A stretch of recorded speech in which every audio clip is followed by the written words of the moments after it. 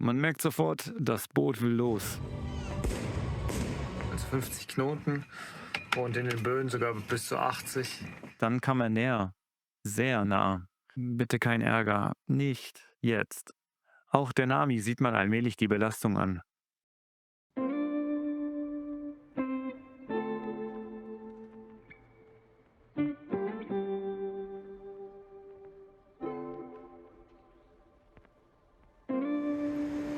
Ende Dezember in Z. Wir genießen nach all den Strapazen zum ersten Mal wieder milde 12 Grad und etwas Ruhe.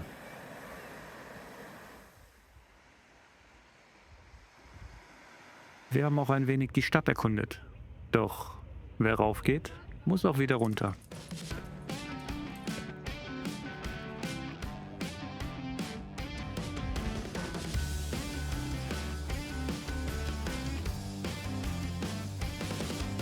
Show 'em how we do it like that. Unsere lange Pause hatte auch etwas Gutes. Doros Eltern nutzten die Gelegenheit für einen Besuch. So gab es auch nochmal nachträglich Weihnachtsgeschenke. Yes! Und eins konnte direkt zum Einsatz gebracht werden.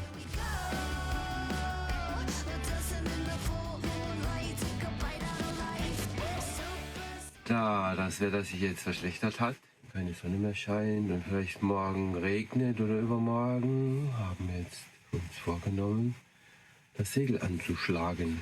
Mal gucken, wie das funktioniert. Ich war noch nie dabei, ob das anstrengend ist oder ob das so flugs geht. Bevor das Großsegel gesetzt werden kann, muss es erstmal angeschlagen werden. Und das beginnt am Baum. Naja, nach 10 Wochen hatte ich schon wieder vergessen, wie überhaupt Segel aussehen. Ganz zu schweigen davon, wie man sie anschlägt. Also, Chefin holen, richtige Anweisungen erhalten, weiter geht's.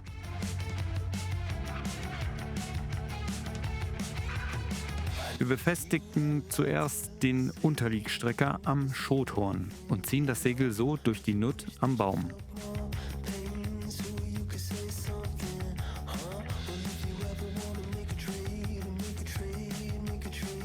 Wenn alles klar ist, wird das Großfall oben am Segelkopf befestigt.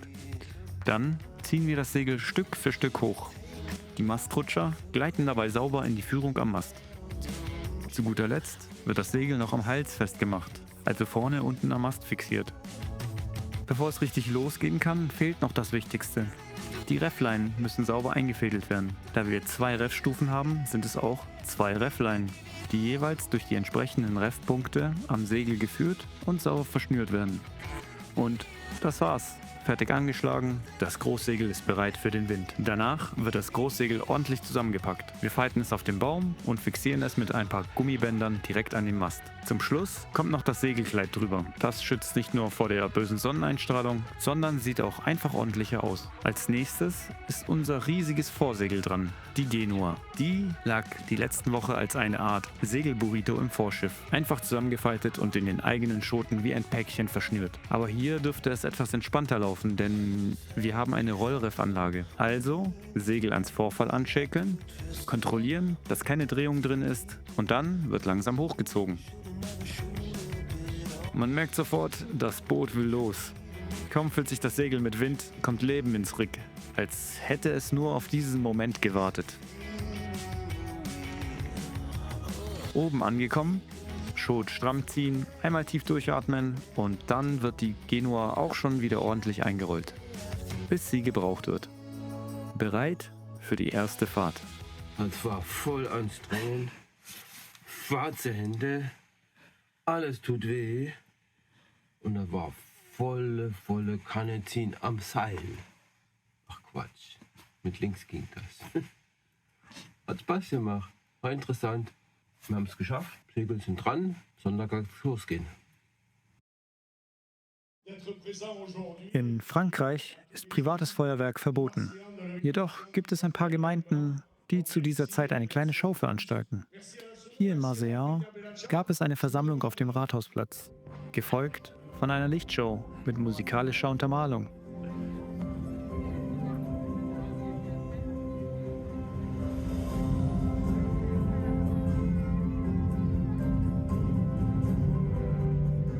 Ja, und dann ging es richtig zur Sache.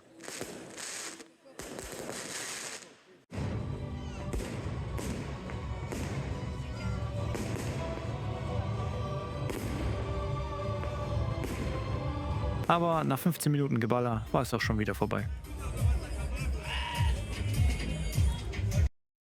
Elgesmord. Ich habe so sehr von der Stadt geschwärmt und wie sehr ich es bereue, nicht auf die Mauer gegangen zu sein. Also hat Papa Dietmar mich kurzerhand eingepackt und wir sind dann in das Mauermuseum hinein.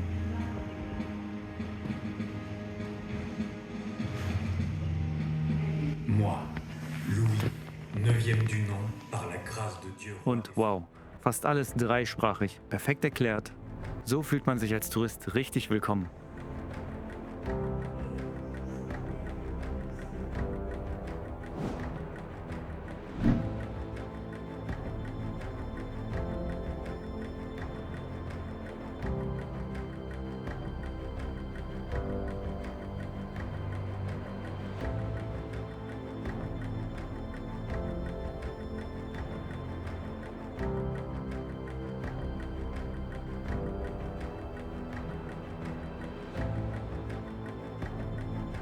Vor einigen Wochen standen wir noch da. Beziehungsweise da.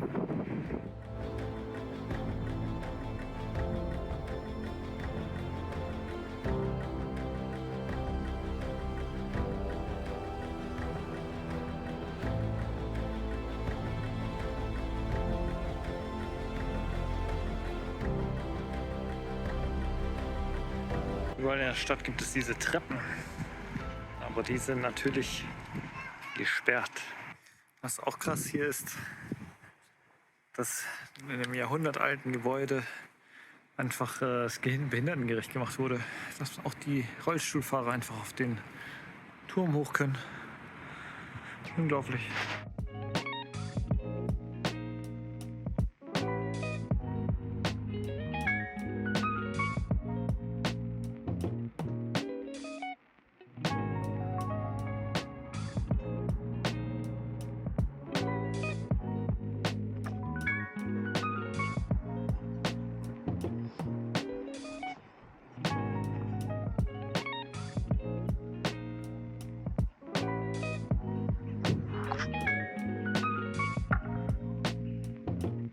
So, das war's auch schon von Egmord, zumindest von der Mauer. Hat auf jeden Fall Spaß gemacht und ich würde es empfehlen.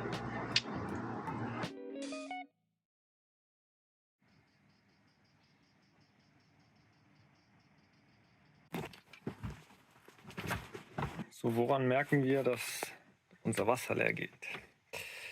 Wir haben ja hier eine Fußpumpe, betätigt man hier durchs Runterdrücken.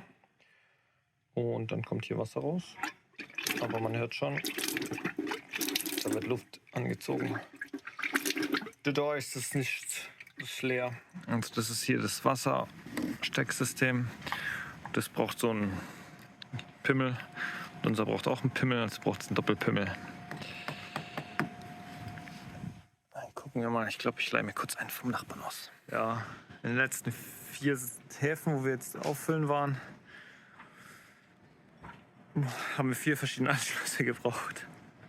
Und hier ist es leider genauso. So sieht das gute Stück aus. Steckt. Ist schon ready. Sieht man ein bisschen, wie sich der Schlauch ausdehnt.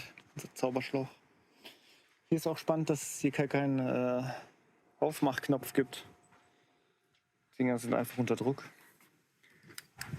Ja, dann let's go.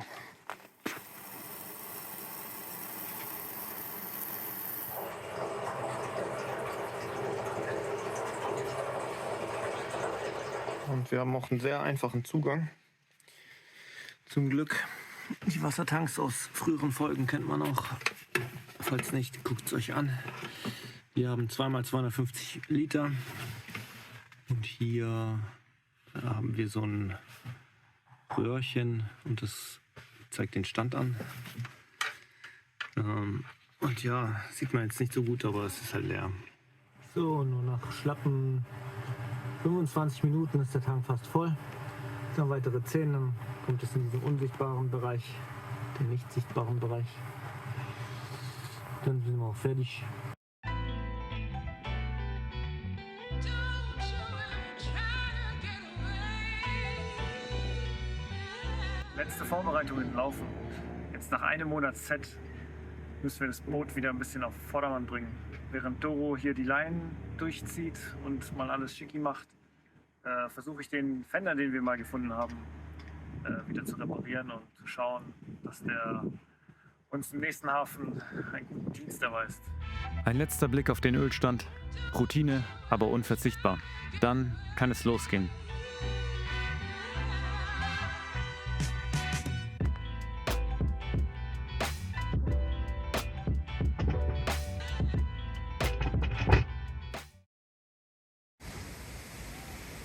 Nope, bei so einem Wetter gehen wir nicht raus.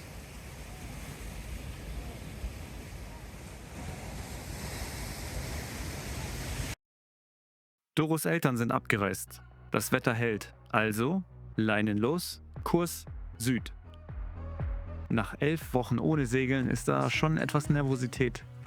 Können wir das überhaupt noch? Can't imagine what my life was like before. Oh, oh, oh, oh, oh. Oh, oh, oh, oh, oh. I'm a dreamer, but never dreamed a thing like this. What a feeling, flying through the universe. Plötzlich Besuch. Erst schien es harmlos, doch dann kam er näher, sehr nah. Sein Blick wachsam. Und unser Gedanke, bitte kein Ärger, nicht jetzt.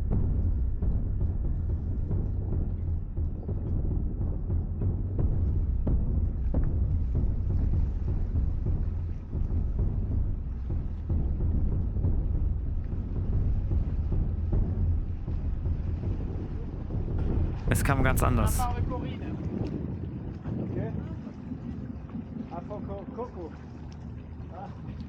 Die liebe Coco vom Büro hat uns noch ein kleines Abschiedsgeschenk gemacht und den Marinero rausgeschickt, um es uns noch kurzerhand zu überreichen.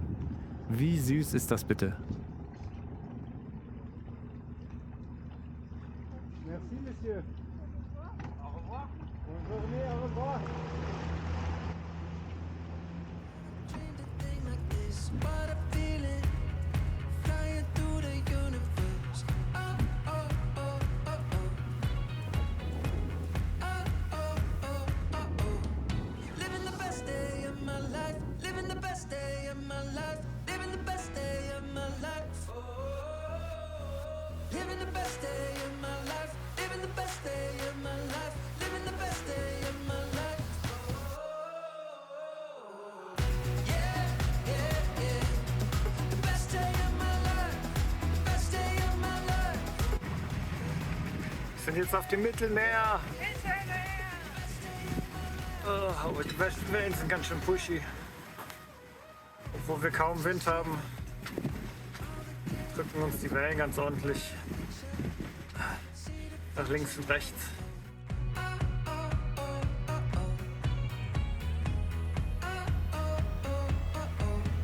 Living the best day of my life. Living the best day of my life. Living the best day of my life. Living the best day of my life. Living the best day of my life. So, erster Ritt, da haben wir natürlich schon ein paar Probleme. Motor lädt die Batterie nicht. Unser Batterieladegerät hat auch nicht geladen, bis wir es neu gestartet haben. Deswegen schalten wir jetzt gar nicht den Motor ab, damit wir es nicht riskieren, nicht den Motor anmachen zu können, wenn wir in den Hafen reinfahren. Wir sind heute auch nur eine Strecke von 4 Stunden, 20 Meilen. Ja, und dann müssen wir uns noch mit dem Vorsegel ein bisschen auseinandersetzen, denn es ist kaum aufzumachen.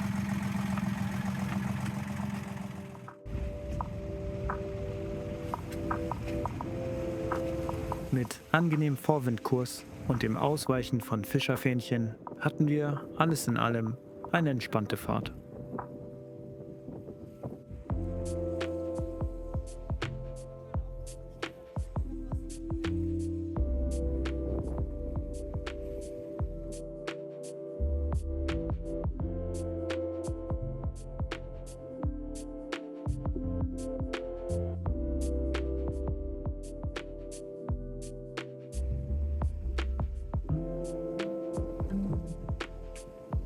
Trotz kleinerer Probleme und Kommunikationsschwierigkeiten mit dem Hafen haben wir Erste Fahrt auf dem Mittelmeer geschafft.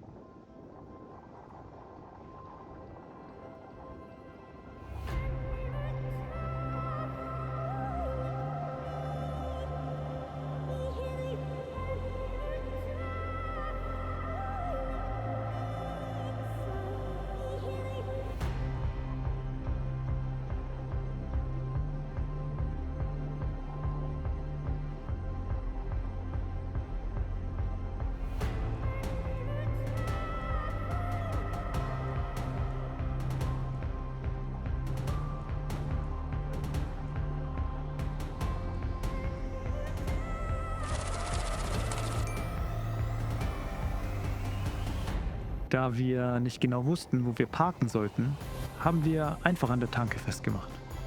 Und wenn wir schon einmal da sind, erstmal tanken.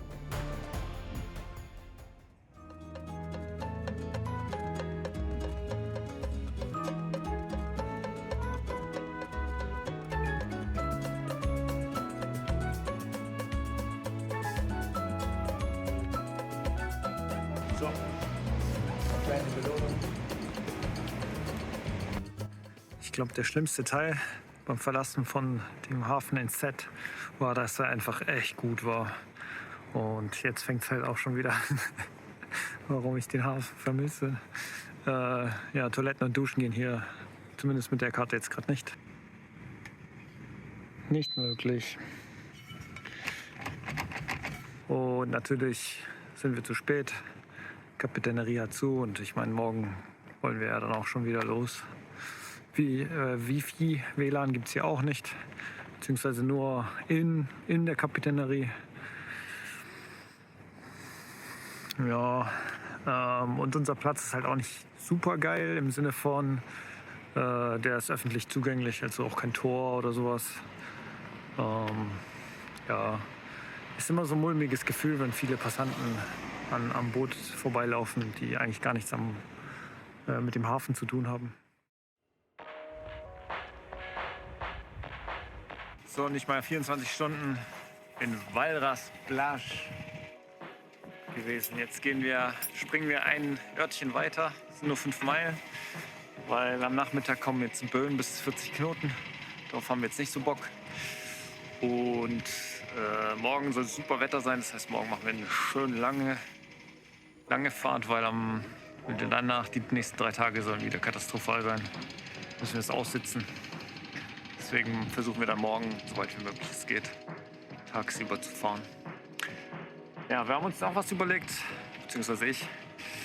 Doro darf heute Kapitänin spielen. Das heißt, auspacken darf sie machen, einparken. Und ich bin dann für die Leinen verantwortlich. Vom Steuerstand aus checkt Doro alles.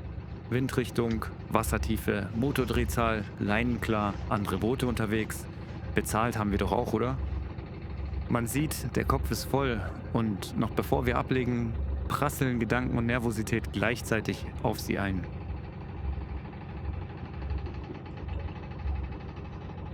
Kannst ziehen. Oh, Mann. Mit Hilfe des Schraubeneffekts fahren wir sanft rückwärts raus. Das Heck zieht nach links und Doro muss nur darauf achten, nicht zu stark, aber auch nicht zu schwach einzulenken.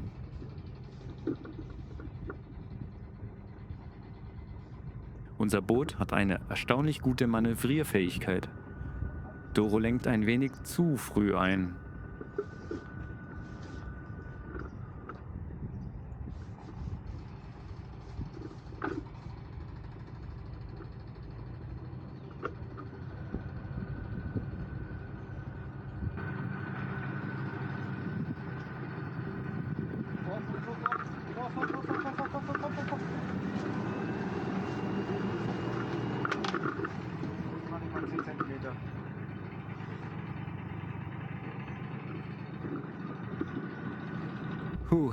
Das war eng.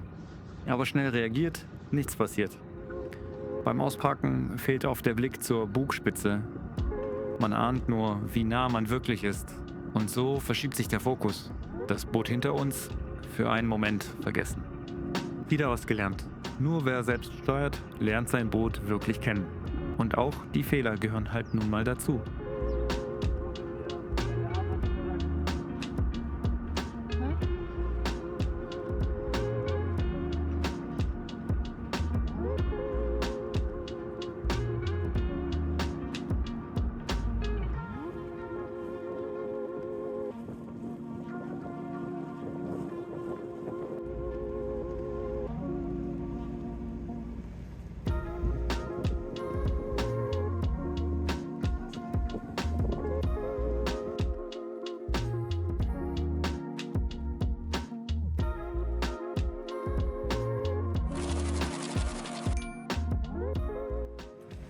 Wir sind uns ein bisschen unsicher, ob wir den Häfen immer anrufen sollen oder nicht.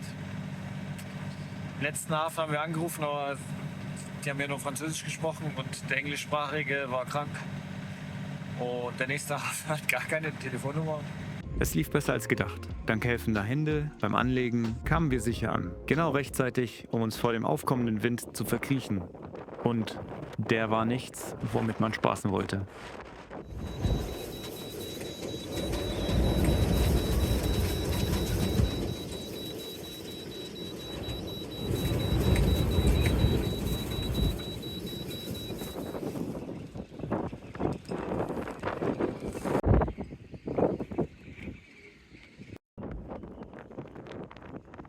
Vorhersage hat bisher recht. Was für ein Geistesblitz. Bei Starkwind ohne Mikrofon ins Handy quatschen. Immerhin kam die Erleuchtung. Am nächsten Tag habe ich es nochmal aufgenommen. Ton inklusive. Wir haben jetzt Punkt 8 Uhr und es geht jetzt weiter. Heute die längste Strecke. 40 Meilen etwa, wenn nicht sogar mehr. Bei totem Wind. Und ab morgen soll es dann richtig heavy Sturm geben. Darauf freuen wir uns so gar nicht. Kein Wind, kein Wellengang, nur glattes Wasser. Fast wie über Glassegeln. Ein willkommener Gegensatz zur Achterbahn vom Vortag.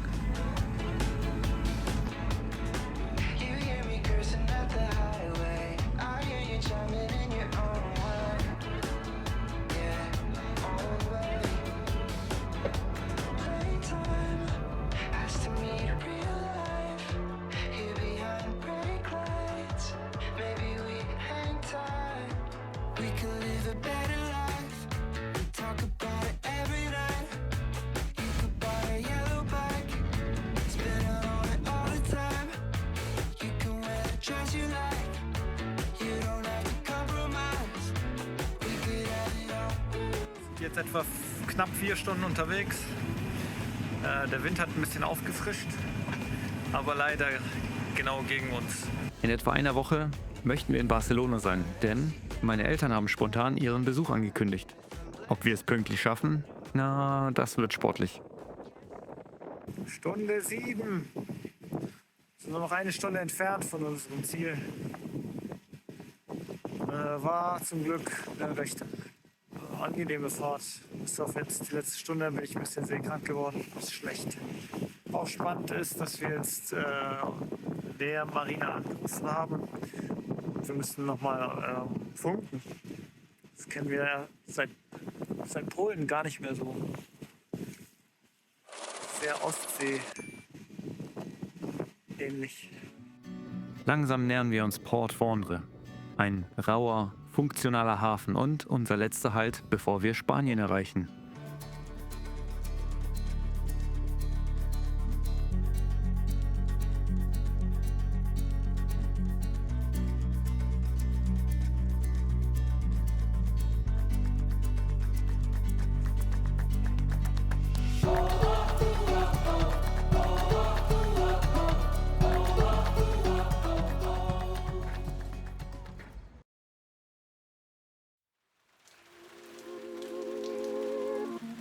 Heute ist Starkwind angesagt und in dem Fall leider auch ein bisschen Regen.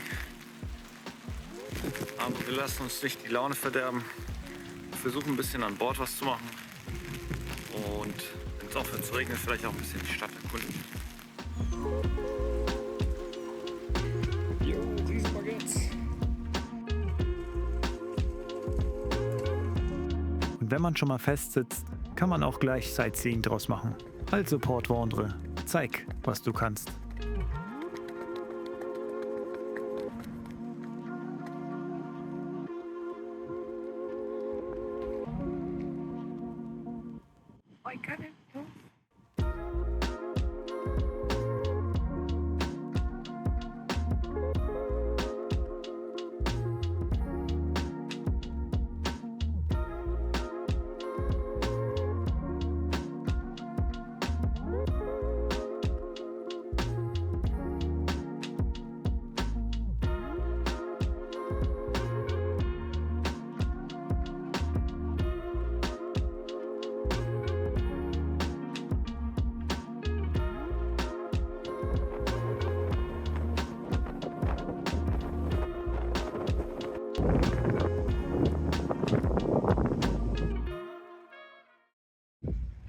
Zurück an Bord.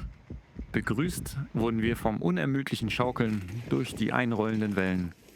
Mit inzwischen 8 Leinen gesichert, zerrt die Nami trotzdem in alle Richtungen. Das Ding tobt wie ein nervöses Pony im Stall.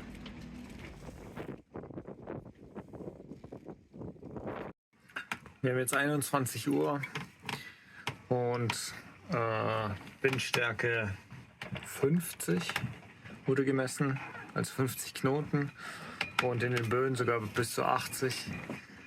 Und wir merken das etwas. Alles knarzt, schlägt, zieht, rüttelt. Mal gucken, wie die Nacht wird.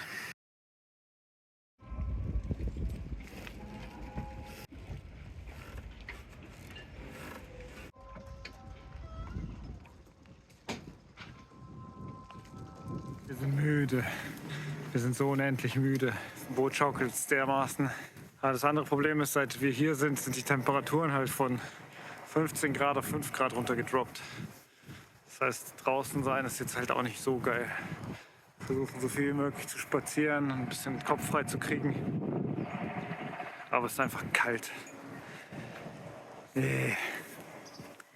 Willkommen in der Komfort-Zwickmühle.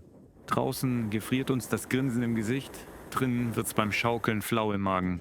Und das nennen sie dann geschützter Hafen?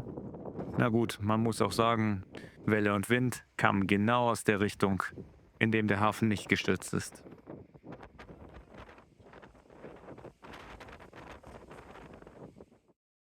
Auch der Nami sieht man allmählich die Belastung an. Die Leinen fransen wie alte Schnürsenkel, unser Ruckdämpfer verabschiedet sich. Und unser Netz entwickelt mehr Löcher als ein guter Käse. Doch wir versuchen die Zeit bestmöglich zu nutzen und schauen uns wirklich jede Sehenswürdigkeit in Port Vendre an.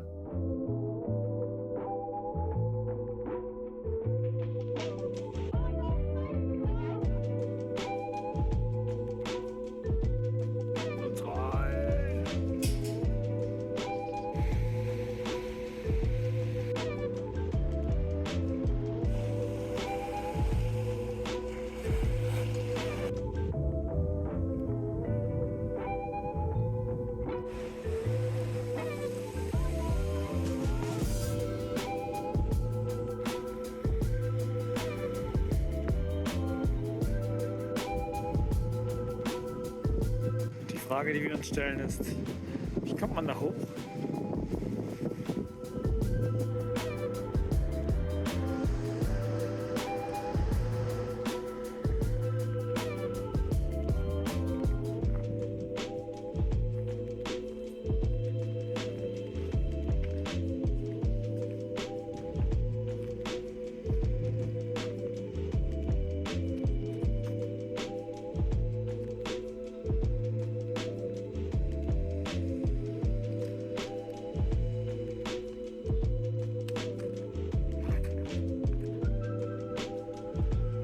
Wir waren so lange hier, wir konnten uns alles angucken.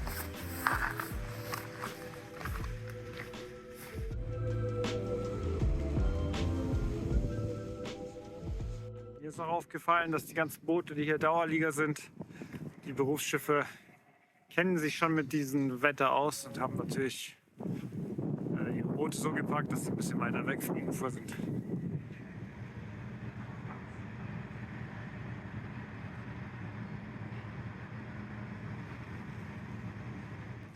Schönen guten Morgen. So, wir haben jetzt 5 Nächte hier verbracht in Port Vendre. Jetzt pünktlich zum Sonnenaufgang frühstücken wir noch und dann geht's auch los. Wir wollten eigentlich gestern los, aber es war uns zu wellig, 1,5 Meter Welle. Heute sind es unter 1 Meter und dadurch schaffen wir es aber nicht ganz pünktlich nach Barcelona. Wir lassen es dann wahrscheinlich im Hafen vorher stehen und holen meine Eltern mit dem Zug ab. Zu den Gegebenheiten: es sind 4 Grad gerade, richtig eklig kalt. Hier ist kaum Wind. Sobald wir aber raus sind, sind es etwa 15 Knoten Wind und 0,8 Meter Welle etwa. Hinterm Kap wird es dann windstill komplett auf 3 Knoten. Bin ich auch gespannt. Das heißt, die erste Hälfte mit Segel, die zweite Hälfte mit Motor.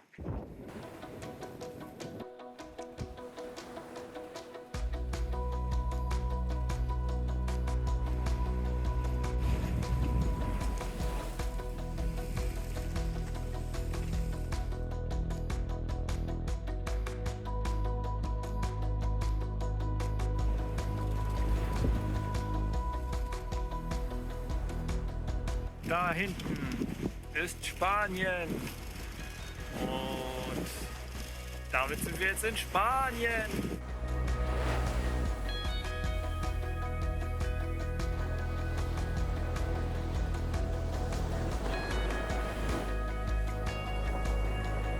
Nochmal ein neuer Rekord, über 100. Wir hätten getippt, dass es bei 100 aufhört. Groß.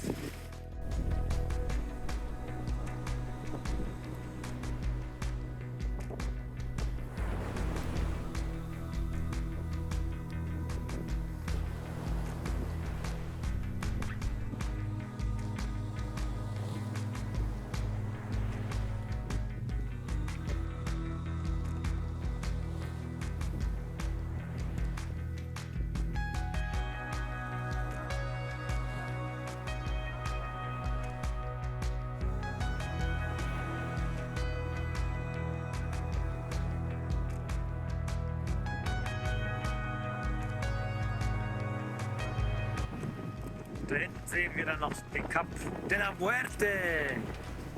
Nein, Kap de Bois. Aber es ist trotzdem ein gefährlicher Kap.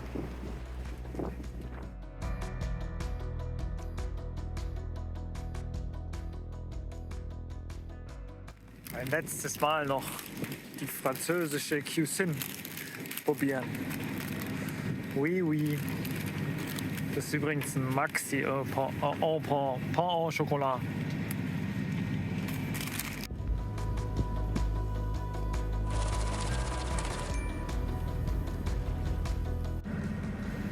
Wir haben ganz vergessen, die Gastlandflagge aufzuhängen. Repariert Doro schnell noch die Flagge. Nice! Willkommen in Spanien.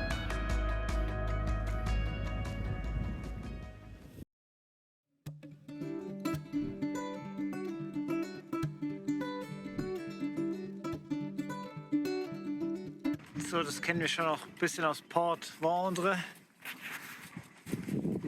Mooringleinen, die unter Wasser verschwinden. Die sind da relativ schlau gelöst. Vorne sind sie dann angemacht an so einer Hilfsleine. Die zieht man raus. Dann kriegt man die dicken Leinen und dann macht man es fest. Hier war das Spezielle jetzt. Da waren 2 Leinen an einer, weil, und das ist jetzt das Ding, unser bisher merkwürdigster Platz, weil wir stehen vorne angelegt, aber an der Seite gibt es halt nichts. Im Prinzip ist das dann so ein, wie da hinten, Boot an Boot, Seite an Seite, nichts dazwischen. Ja, ich habe mir ein bisschen auch die Hände verletzt durch die Leinen. Da sind noch Muscheln dran gewesen. Hier sieht man es noch. Cut. Da haben es die Deutschen tatsächlich schlauer gelöst mit den Dalben. Das ist viel bequemer auf jeden Fall. Und ungefährlicher und schmutziger. Aber wir haben Leinen von dem Port bekommen. Das sind porteigene Leinen. Immer nice. So. Wir haben uns ein Auto ausgeliehen, sind zum Bahnhof und haben meine Eltern in Barcelona abgeholt. Dann haben wir uns eine Kirche angeschaut, ein Gebäude, eine Kathedrale, Fett gegessen, Vögel gefüttert und im Park gechillt. Ach, und ab und zu lustige Toilettenfiguren gesehen. Doch das wirklich Spannende, vor allem für diesen Kanal war, meine Eltern mussten natürlich auch mal auf die Nami. Denn sie waren noch nie auf unserem Boot.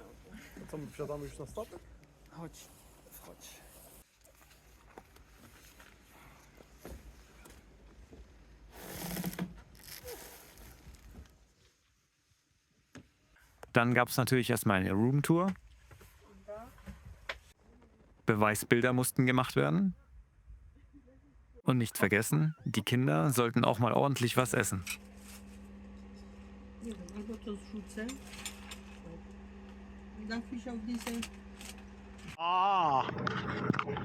Oh, sorry. Tak jest. Mein Vater, kurzzeitig Influencer und ich nur noch ein Statist.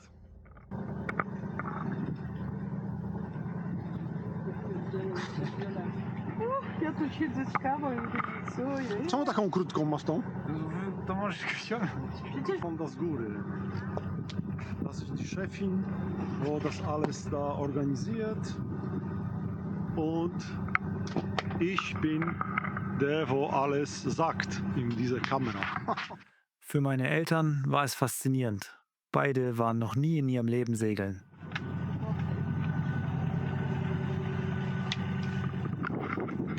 Ja, 7, 8, 8, 1, 8, 7. Okay.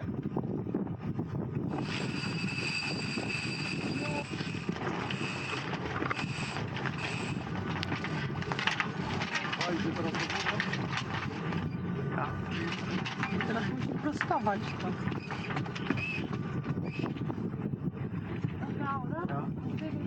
Ja.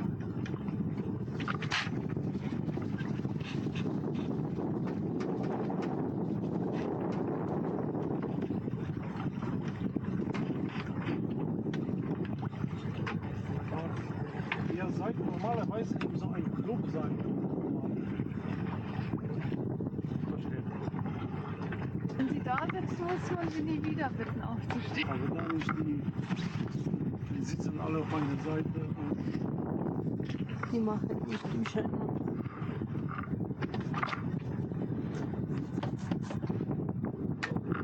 Trzymaj, bo nie mogę wziąć.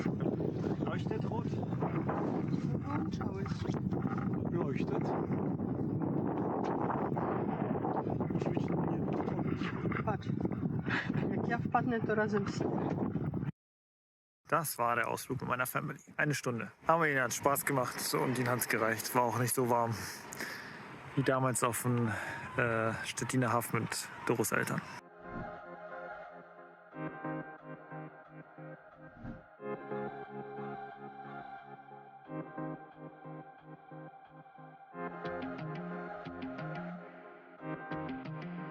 Beim Segeln merkten wir, dass ziemlich viele Mastrutscher durch sind. Die Belastung auf die Verbleibenden steigt natürlich, je mehr ausfallen.